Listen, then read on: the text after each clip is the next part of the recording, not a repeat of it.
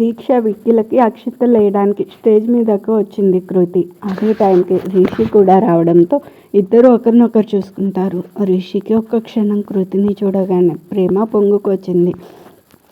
కృతి రిషిని చూడగానే కళ్ళల్లో మెరుపు మెరిసింది. రిషి గమనించాడు. రిషి, నేను తనతో లేను అనే బాధ కూడా లేదు. ఎంత అందంగా తయారొచ్చిందో కొంచెం మొహం ఉంది. కృతి, హీరో అయ్యాక ఇంకా హ్యాండ్సమ్ అయ్యాడు తాతకాయ వెధవ. రిషి మళ్ళీ కళ్ళల్లో మెరుపు. చేసిందంతా చేసి ఇదేంటో. కృతి, నన్ను చూడగానే ఆ చూపేంట్రా? అవును, ఆ పిడత మొహం ప్రీతి ఏది? నీ వెనకే ఉంటుందిగా. వాళ్ళిద్దరూ అలా చూసుకుంటూ ఉంటే ప్రతాప్ రిషితో, రిషి గారు, మీకు ఆమె తెలుసా అనగానే రిషి, ఆమె ఏమైనా సెలబ్రిటీనా తెలియడానికి అన్నాడు. కృతి, ఓహో, నీ కంటికి సెలబ్రిటీలా అంటారా? నువ్వేదో పుట్టినప్పుడే సెలబ్రిటీ అయినట్టు డకోటా ఫేసు నువ్వు. ప్రతాప్, అంతకన్నా ఎక్కువ అండి. పెళ్ళంతా ఆమెనే చేస్తున్నారు, వాళ్ళ సిబ్లింగ్స్ కూడా. ఈ అరేంజ్మెంట్స్ మొత్తం ఆమెనే దగ్గరుండి చేయించారు అని కృతిని పరిచయం చేస్తూ, Sukriti Kishore, owner of Kriti group of restaurants and hotels అని కృతితో, మీకు ఈయన తెలిసే ఉండొచ్చు, స్టార్ హీరో రిషిక్ గారు. కృతి బాగోదని నమస్తే అంది. రిషి అదేం పట్టనట్టు విక్కీ దగ్గరికి వెళ్ళి షేక్ హ్యాండ్ ఇచ్చి, హ్యాపీ మ్యారీడ్ లైఫ్ అన్నాడు. విక్కీ, మీరు వస్తారని అనుకోలేదు, నా ఫేవరెట్ హీరో నా పెళ్ళికి అన్నాడు ఆనందంగా. కృతి, పోన్లే అని ఈ దున్నపోతు గాడిద కాదు ఆటగాడికి నమస్తే అంటే ఏం పట్టనట్టు వెళ్ళాడు. కృతి కిందకి వెళ్తుంటే విక్కీ, కృతి మేడం, నా ఫేవరెట్ హీరో రిషిక్ గారు, దీక్షకి ఫేవరెట్ మీరు, ప్లీజ్ నా కోసం ఒక్కసారి అని తనని తీసుకెళ్ళి దీక్ష పక్కన నించోబెట్టాడు. రిషిక్ తన పక్కన నించోబెట్టుకొని ఫోటోగ్రాఫర్కి సైగ చేశాడు. కృతి, దీక్ష, విక్కీ, రిషి నలుగురు కలిసి ఒకే ఫ్రేమ్. తర్వాత ప్రతాప్ రిషిని కిందకి తీసుకెళ్ళాడు. కృతి వాళ్ళ వెనకే వెళ్ళింది. అంతే, అక్కడున్న వాళ్ళు రిషితో సెల్ఫీ కోసం పోటీ పడ్డారు. బౌన్సర్లు వాళ్ళ నలుగురు రండమ్మా అంటూ పర్మిషన్ ఇచ్చారు. నలుగురు చొప్పున పావుగంట పైనే ఫోటోలు దిగారు. కృతి గమనిస్తుంది. లాస్ట్లో ఒక అమ్మాయి రిషి బుగ్గ మీద కిస్ చేస్తూ సెల్ఫీలా దిగింది. రిషి ఇబ్బందిగా అమ్మాయిని తోశాడు. రిషి, ఈ పొట్టి దయ్యం చూసే ఉంటుంది, ఈ ముద్దులే నా కొంప ముంచాయి. కృతి, సచ్చినోడా, ఇంకా ఎంతమంది చేత పెట్టించుకుంటావు? ప్రతాప్ రిషిని డైనింగ్ హాల్ వైపు తీసుకెళ్ళాడు. అక్కడ కొంతమంది ఉన్నారు. చాలామందిని ఆపేశారు. రిషికి స్పెషల్ టేబుల్. ప్రతాప్ విశ్వకి కాల్ చేసి రమ్మన్నాడు. విశ్వ పరిగెత్తుకుంటూ వచ్చాడు. అక్కడ రిషిని చూసి షాక్. ఆయన రిషితో, రిషిక్ గారు, ఇతను విశ్వజిత్ అని మా కోడలు వాళ్ళ అన్నయ్య, సుకృతి గారి పిఏ అని విశ్వతో, చూడు విశ్వ, రిషిక్ గారి గురించి నీకు ప్రత్యేకంగా చెప్పనక్కర్లేదనుకో. ఇవాళ రేపు ఈయన తెలియని వాళ్ళు ఎవరు ఉండరు. ఈయనే ఇవాళ స్పెషల్ గెస్ట్. నువ్వు దగ్గరుండి ఆయన ఏం కావాలో చూసుకో అనగానే విశ్వ, ఓకే మావయ్య గారు అన్నాడు.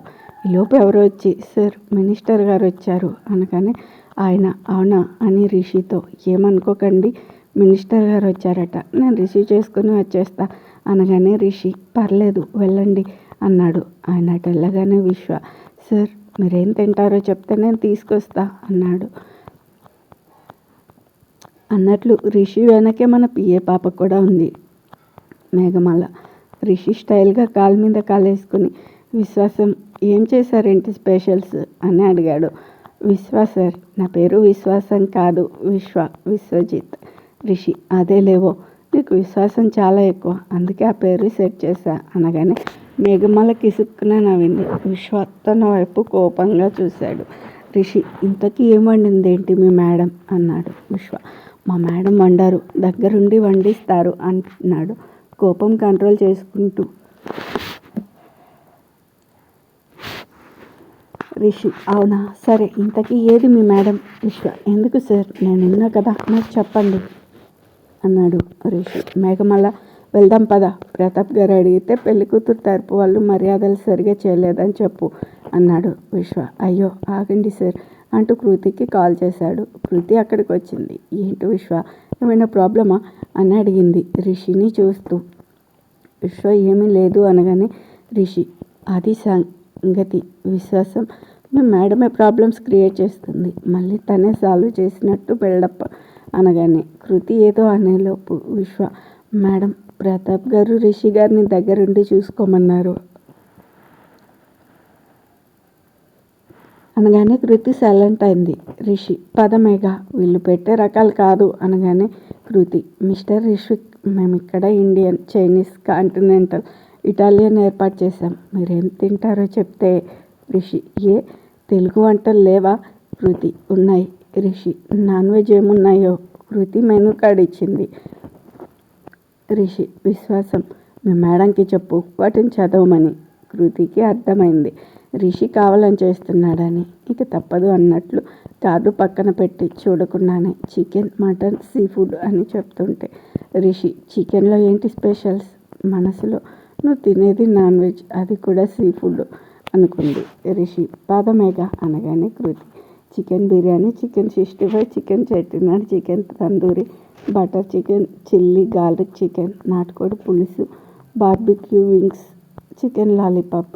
రిషి చెయ్యి అడ్డం పెట్టి sea food, fish biryani, Apollo fish curry, fish fingers, fish tikka masala. Rishi మరి వెజ్ ఏంటి అనగానే కృతి మెనూ కార్డ్ ఇచ్చి చూసుకోండి అనగానే రిషి పదమేగా పద. కృతి గుత్తొంకాయ, టమాటా పప్పు, aloo fry, gobi Manchurian, corn pulao, baked mushroom, ఆవకాయ, 10 రకాల స్వీట్స్, సాంబారు. రిషి అబ్బో సూపర్ మెమరీ మీకు అని.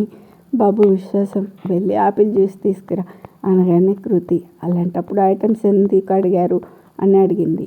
రిషి చూడు చెఫ్ పాప, మీ రెస్టారెంట్లో వచ్చిన వాళ్ళు ఏమున్నాయని అడుగుతారు, అలా అని మీరు చెప్పిన లిస్ట్ అంతా తినరు, వాళ్ళకి కావాల్సిందే కదా తింటారు, అంతే ఇది కూడా అన్నాడు. విశ్వ వెళ్ళగానే తన వెనకే మేఘమాల వెళ్ళి ఇదిగో విశ్వాసం నిన్నే అనగానే విశ్వ ఆగి, ఏంటి పేలుతున్నావు, కొట్టానంటే గూబ గులాబ్ జామ్ అవుతుంది అన్నాడు. మేఘ మా సార్ పిలిచినప్పుడు లేని కోపం ఇప్పుడెందుకు అనగానే ఆయన మీద వచ్చింది, కానీ గెస్ట్ అని ఏమీ అనలేకపోయాను. మేఘ నేను గెస్టే. విశ్వ నువ్వు గెస్ట్ కాదే గోస్ట్వి అనేసి వెళ్ళిపోయాడు. మేఘ రే ఎప్పుడో దొరక్కపో చెప్తాను పని అనేసి ఈ ఫుడ్డి పాప తినడంలో బిజీ అయింది. అక్కడ రిషి, కృతి మాత్రమే ఉన్నారు. రిషి ఈ రాక్షస్కి నేనేం తింటానో తెలిసి తేవచ్చుగా. కృతి దున్నపోతు నా చేత లిస్ట్ అంతా చెప్పించుకుని జ్యూస్ మాత్రం అడిగాడు. రిషి నేనేం దున్నపోతు కాదు అన్నాడు పైకి. కృతి నేనేమి రాక్షసి కాదు. రిషి ఆ మాట నేను అనలేదే. కృతి నేనన్నానా? రిషి మనసులో అనుకున్నావు. కృతి అబ్బా ఇంకేమనుకుంటున్నాను. రిషి ఏముంది, వీడికి తొందరగా డైవర్స్ ఇచ్చి వదిలించుకుందాం అనుకుంటున్నావు. కృతి అవునా, నువ్వు కూడా అంతే, నన్ను వదిలించుకుని ఆ ప్రీతి. అవును ఆమె గారు, ఓహో ఆమెతో కూడా అవసరం అయిపోయి ఉంటుంది. మరి మీ కొత్త బకరా లేరా అంది కోపంగా. రిషికి కోపం పీక్స్కి వెళ్ళింది. పైకి లేచి కృతి దగ్గరగా వచ్చాడు. కృతికి గుండె వేగం పెరిగింది. నోరు కంట్రోల్లో పెట్టుకో యూ ఈడియట్ అన్నాడు. కృతి నువ్వే ఈడియట్, రాస్కెల్, చెత్త వెధవ అనేసి దూరంగా వెళ్ళింది. విశ్వ తెచ్చిన జ్యూస్ తాగి పైకి లేచాడు. కృతిని రమ్మని సైగ చేశాడు. కృతి సట్ట వెధవ పిలుస్తున్నాడు, ఏమైనా అనాలి, అప్పుడు చెప్తా వీడి పని అనుకుంటూ వెళ్ళింది. రిషి తన జోబులో నుండి 2000 నోటు తీసి కృతి చేతిలో పెట్టి ఇది టిప్పు, ఇందాక మెనూ చెప్పావుగా అనగానే కృతి నవ్వుకుంటూ వెళ్ళిపోయింది. రిషి ఏదో ఒకటి అనాలే, సైలెంట్గా దొబ్బేసింది. ఈలోపు విక్కీకి ఫోన్. నీకు తెలుసుగా ఎవరో. రే విక్కీ ఏంట్రా, నా బంగారు అంత అందంగా తయారైంది, అరేంజ్మెంట్స్ ఒక లెవెల్లో ఉన్నాయి అనగానే విక్కీ పెళ్ళికి వచ్చావు, ఫోటో దిగావు, దొబ్బేసావు, నువ్వు తనకి దగ్గరవు, అప్పుడు మీ రిసెప్షన్ ఇంతకంటే 10 రెట్లు ఘనంగా చేస్తారు. కృతి గారు చల్బే నాకు పనుంది బాయ్ అంటూ అవతల అతను ఫోన్ పెట్టేశాడు. రిషికి సెండ్ ఆఫ్ ఇవ్వడానికి ప్రతాప్, విక్కీ వచ్చారు. రిషి కారు ఎక్కుతుంటే కృతి వచ్చి ఒక గిఫ్ట్ ప్యాక్ ఇచ్చి రిషి గారు మీకు మా తరపున రిటర్న్ గిఫ్ట్ అని ఇచ్చింది. రిషి అది తీసుకొని కారు ఎక్కాడు. కారు స్టార్ట్ అవగానే గిఫ్ట్ ప్యాక్ ఓపెన్ చేసి చూశాడు. అందులో కొత్త వ్యాలెట్, దానిలో రిషి ఇచ్చిన 2000 నోటుతో పాటు 10 రూపాయలు చిన్న పేపర్ మడిచి ఉంది. ఓపెన్ చేసి చూశాడు. మీరు 2000 ఇచ్చారు. మేము మీ అంత సౌండ్ కాదు కదా, అందుకే మీరు ఇచ్చిన దానికి 10 రూపాయలు కలిపా. ఇది మా రిటర్న్ గిఫ్ట్. అంటే గిఫ్ట్ మీకే తిరిగి ఇవ్వడం. ఫ్రమ్ సుకృతి కిషోర్. అది చూసి రిషి పొట్టి దయ్యం, నీకు గోరోజనం బాగా ఎక్కువైంది అనుకుంటూ వ్యాలెట్ విసిరేశాడు. పెళ్ళి చాలా గ్రాండ్గా జరిగింది. వారం తర్వాత కృతి తన రెస్టారెంట్లో బిజీగా ఉంది. ఫోన్ వచ్చింది. లిఫ్ట్ చేయగానే, హలో సుకృతి గారేనా? అవును, మీరు? మేడం, నేను సివిల్ కోర్ట్ నుంచి హెడ్ క్లర్క్ మాట్లాడుతున్నా. చెప్పండి సార్. మీరు మ్యూచువల్ డైవర్స్కి అప్లై చేశారు కదా? అవునండి. అయితే మా జడ్జి గారు మిమ్మల్ని ఒకసారి వచ్చి కలవమన్నారు. ఓకే, ఎప్పుడు రావాలి? ఎల్లుండి సాయంత్రం 4 గంటలకి. మీకు ప్లేస్ రేపు చెప్తాం. ఓకే అనేసి కాల్ కట్ చేసింది. సేమ్ కాల్ రిషికి కూడా వచ్చింది. ఇద్దరు ఒకటే ఆలోచన. జడ్జి గారు ఏం మాట్లాడతారు? కృతి, అవును నాకేనా తాటి చెట్టుకు కూడా చేసుంటారా? రిషి, అవును నాకేనా టెంకమోహన్ దానికి చేసుంటారా? ఆ రోజు కృతి ఇంటికి వెళ్ళేసరికి అమ్మమ్మ తప్ప ఎవరూ లేరు. రాత్రి టైం 10 గంటలు. వెళ్ళారు అమ్మమ్మ వీళ్ళంతా? వెళ్ళారే కృతులు. అక్క ఫోన్ చేసిందిలే ఫ్లైట్ ఎక్కే ముందు. ఏమన్నది? ఏమంటుంది? మన ఇద్దరం రావడం లేదని తిట్టింది ఆమె. నువ్వు తిరుపతి రావడం కుదరదని ముందే చెప్పావు. నేను నిన్ను వదలను, అందుకేగా మనం ఆగిపోయింది. కృతి, సరే స్నానం చేసి వస్తా, ఆకలి దంచేస్తుంది, కంచంలో పెట్టొస్తా అనేసి లోపలికి వెళ్ళింది.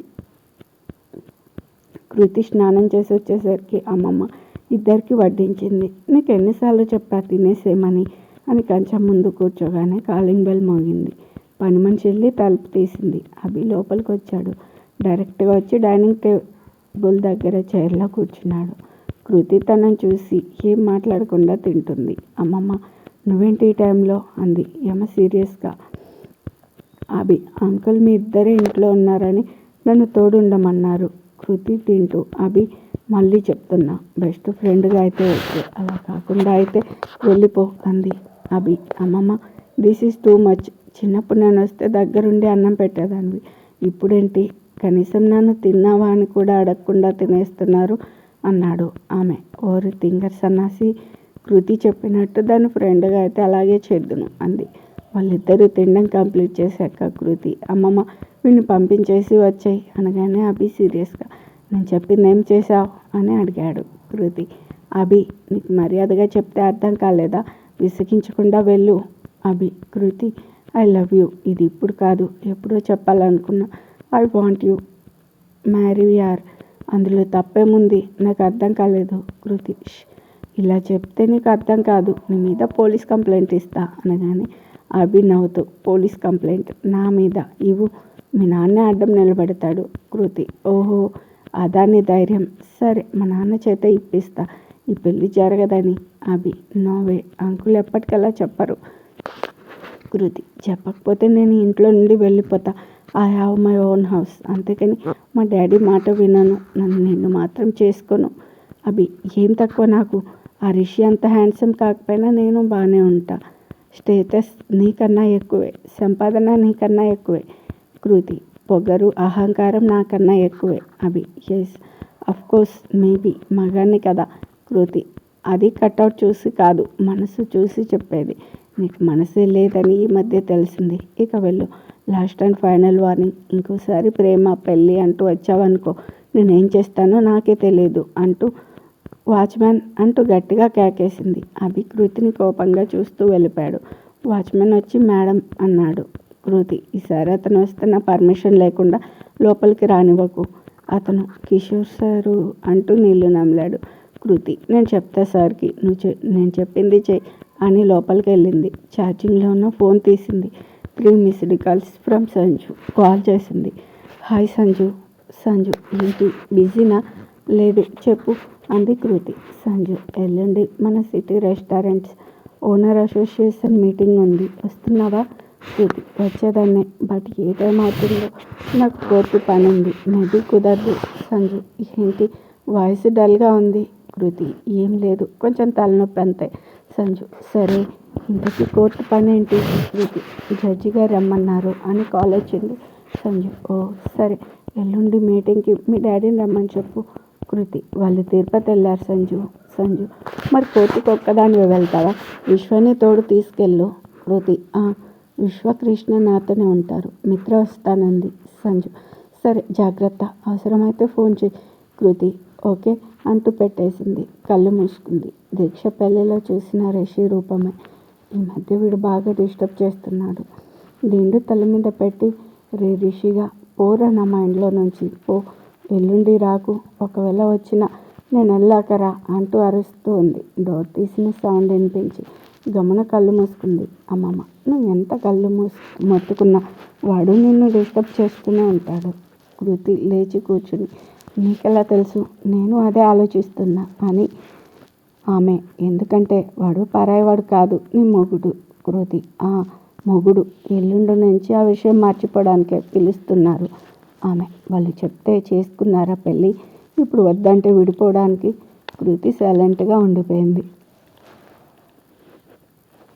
ఆమె కృతులు ఆ రోజు గుర్తు తెచ్చుకో, మీ పెళ్ళి జరిగిన రోజు. అది గుర్తుంటే ఇటు నువ్వు అటు రిషి ఇద్దరు విడిపోయేవాళ్ళు కాదు అని తను ఫోన్ తీసుకుని మీ పిన్నికి కాల్ చేసి వస్తా అంటూ రూమ్లో నుండి బయటకెళ్ళింది. అమ్మమ్మ తన రూమ్లోకి వెళ్ళి డోర్ క్లోజ్ చేసి తన అల్మారాలో నుండి పర్సు తీసింది. అందులో చిన్న పాకెట్ బుక్ తీసి ఒక నంబర్కి కాల్ చేసింది. అవతల లిఫ్ట్ చేయగానే ఎలా ఉన్నావు మనవడా?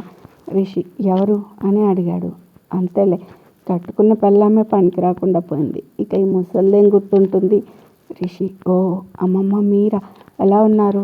ఆమె నాకేంటి గుండ్రాయిలా బాగానే ఉన్నా. రిషి సరే, ఇంతకీ ఎందుకు చేశారు? ఆమె అంటే ఏంటి, నేను చేయకూడదా? రిషి 4 సంవత్సరాల నుంచి లేంది ఇప్పుడేంటా అని ఆమె. నేను అదే అడుగుదామని చేశా. 4 సంవత్సరాల నుంచి లేంది ఇప్పుడు ఎందుకు విడాకులు అని. రిషి ఆ సంగతి మీ మనవరాలను అడగండి, ఆ ఇష్యూ తెచ్చిందే తను. ఆమె అంటే అత్తేస్తే నువ్వు ఒప్పేసుకుంటావా? రిషి ఒప్పుకోక నువ్వు వద్దు అంటుంటే నువ్వే కావాలి అంటూ ఆమె గారిని బతిమాలాడాలా? ఆమె అవును ఆడాలి. కాదు, ఏ రోజు అది నేను తప్పుగా అనుకుందో ఆ రోజే దాన్ని లాగిపెట్టి ఒక్కటిచ్చి జరిగింది ఇది అని చెప్పాల్సింది పోయి. రిషి మీరు కొంచెం తట్టుకోండి. ఏంటి నేను కొట్టాలా? ప్రేమతో దగ్గరకు వస్తే హాస్పిటల్లో చీకొట్టింది. సరే కొన్ని రోజుల తర్వాత తెలుసుకుంటుంది అనుకుంటే నా వెనక కుక్కలా ఫాలో అయ్యి అంతమంది ముందు నల్లపూసలు విసిరేసింది. నేను ఎంత కన్విన్స్ చేస్తున్నా వినిందా? లేదే. మీకు సంగతి తెలుసలేదు. నేను వాళ్ళ నాన్న చెయ్యి విరగొట్టలేదు. అసలు అన్ని దెబ్బలు కూడా కొట్టలేదు. ఆయన ఒళ్ళంతా కట్లతో ఉంటే అవన్నీ నేనే కొట్టాను అనుకుని మీ మనవరాలు నన్నే అనింది. తప్పులన్నీ మీ వైపు పెట్టుకుని నాకెందుకు ఫోన్ చేశారు? నేను పాత రిషిని కాదు, అందరినీ కలిపేసుకోవడానికి నాకు ఓ మనసుంది. ఆవిడ గారు విరగొడితే మళ్ళీ ఇప్పుడిప్పుడే అతికిస్తున్నా అన్నాడు. ఆమె విరగొట్టింది కాబట్టే అదే అతికిస్తుంది. రిషి ఏం అవసరం లేదు. ఆమె అసలు మీ పెళ్లి రోజు గుర్తు తెచ్చుకోండి, అదే గుర్తుంటే ఇలా ఉండేవాళ్ళు కాదు. అన్నట్లు ఇంకో విషయం, ఆ అభిరామ్ కృతిని తెగ టార్చర్ పెడుతూ ఉన్నాడు. రిషి పెద్దగా నవ్వి అభి టార్చర్ పెట్టడం కాదు, మీ అల్లుడే స్వయంగా కన్న కూతుర్ని టార్చర్ పెట్టమని వాడిని తోస్తున్నాడు వెనక నుండి. అయినా నాకెందుకు చెప్తున్నారు? ఆమె నీ పెళ్ళాన్ని కాపాడుకుంటావని. రిషి పెళ్ళాం అది మర్చిపోమనే ఎల్లుండి పిలిచారు. ఆమె సరే మర్చిపోండి, నువ్వు మర్చిపో. ఈ పిచ్చిది వాళ్ళ నాన్ననే నమ్ముతూ అభిగాన్ని చేసుకోలేక నిన్ను మర్చిపోలేక ఏదో అఘాయిత్యం చేసుకుంటుంది. అప్పుడు నేను సుప్రజ శ్రావణి ఎవరూ బతికి ఉండము అంటూ పెద్దగా ఏడ్చేసింది. రిషి ఇలాంటి బ్లాక్మెయిల్స్కి పడిపోవడం ఎప్పుడో మానేసా. ఆమె ఇంకా ఏడుస్తూ సరే నీ ఇష్టం, ఉంటా. బహుశా ఇదే చివరిసారేమో నీకు ఫోన్ చేయడం అని పెట్టేసి నవ్వుకుంటూ కృతి దగ్గరికి వెళ్ళింది. ఇటు కృతి అటు రిషి తమ పెళ్ళి ఎలా జరిగిందో గుర్తు చేసుకున్నారు.